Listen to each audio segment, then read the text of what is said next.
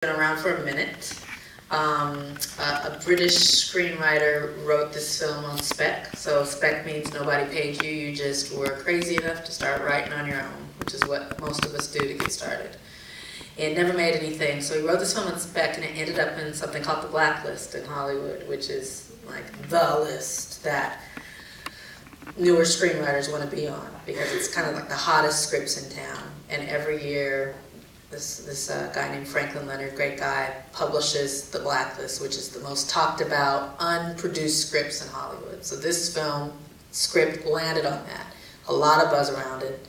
Everyone started circling the script because he did something really interesting, you know, for whatever kind of changes we're looking at making now. What he did was zero in on this time in King's life.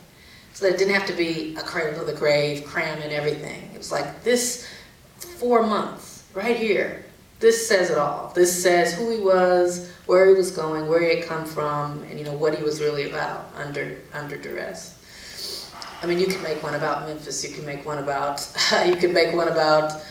you know, Montgomery. I mean, you know, there's like 9 episodes in the life, but this one was super interesting. And so that's what he did, was just kind of find the window, and from there. The filmmakers that have touched this script or been around this project or thought about making it or at one point were attached include Michael Mann, Paul Haggis, Stephen Frears, Spike Lee, and Lee Daniels. So a lot of people who at one point were like, I'm making Selma, right? And so it's been moving and kind of around for a while, and the last incarnation of the script, last incarnation of the project was with Lee Daniels, who directed Precious and the Butler. He was going to make it, and he cast David Oyelowo as King. And David Oyelowo, you'll know, if you've seen The Butler, he's the son.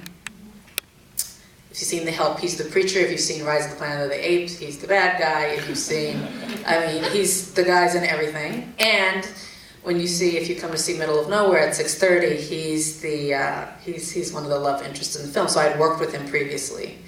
And David was really the one who, after Lee said, I'm not going to do Selma, I'm going to do The Butler, David said to the producers, you need to call Ava, she's the one that's going to get it done. And he really got me this job. So he's King. And he's fabulous. And that's what it is right now. Finishing up the script. Supposed to be in pre-production in January, which is tomorrow.